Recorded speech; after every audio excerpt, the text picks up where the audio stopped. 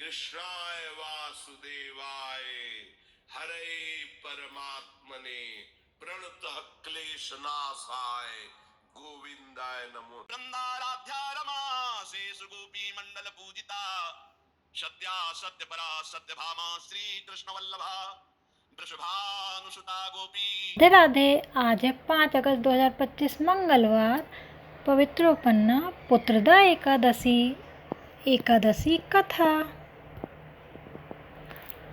युधिष्ठिर ने पूछा, मधुसूदन, सावन के शुक्ल पक्ष में किस नाम की एकादशी होती है? कृपया मेरे सामने उसका वर्णन कीजिए।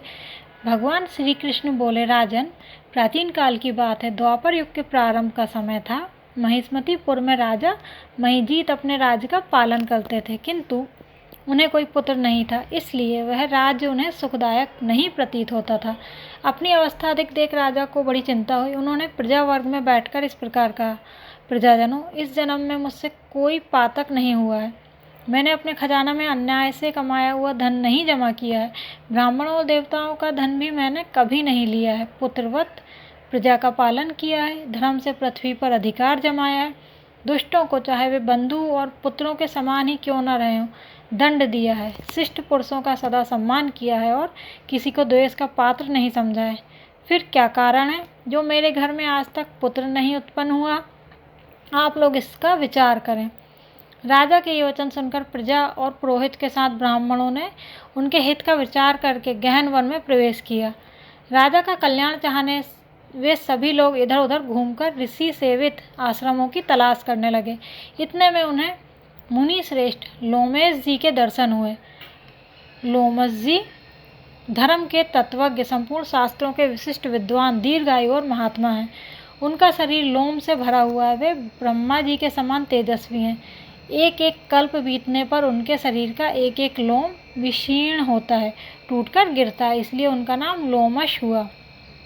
वे महामुनि तीनों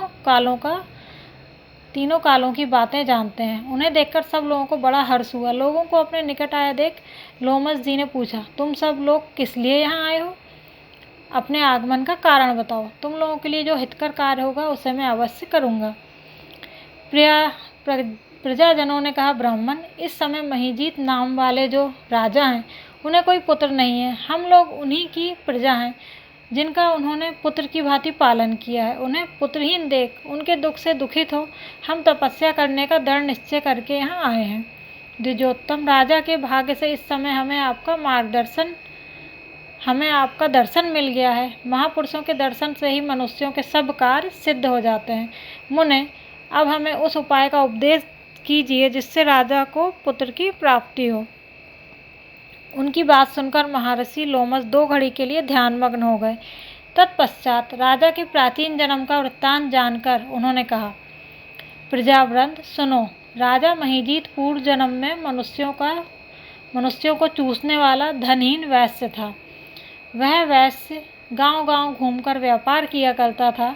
एक दिन ज्येष्ठ के शुक्ल पक्ष में 10वीं तिथि को, जब दोपहर का सूर्य तप रहा था, वह किसी गांव की सीमा में एक जलाशय पर पहुंचा।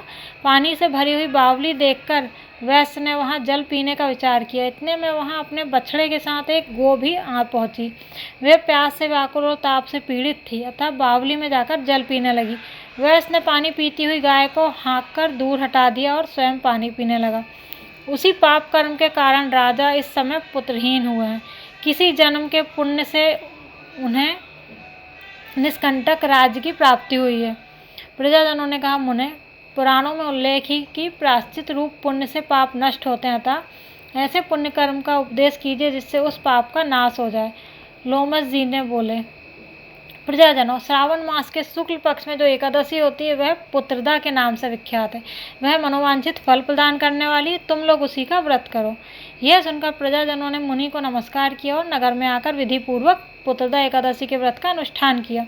उन्होंने विधि पूर्वक जागरण भी किया और उसका निर्मल पुण्य राजा को अर्पण कर दिया।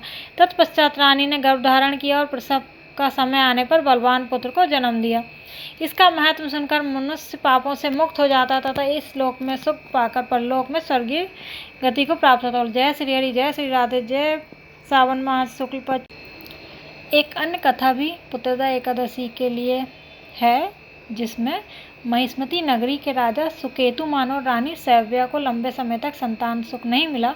पुत्रदा एकादशी के पुण्य व्रत को रखने और भगवान विष्णु की कृपा से उन्हें एक तेजस्वी पुत्र की प्राप्ति हुई। इस कथा से प्रेरित होकर महिला इस व्रत को विशेष श्रद्धा से करती हैं। बोलो जय श्री हरि, जय श्री राधे, जय सावन।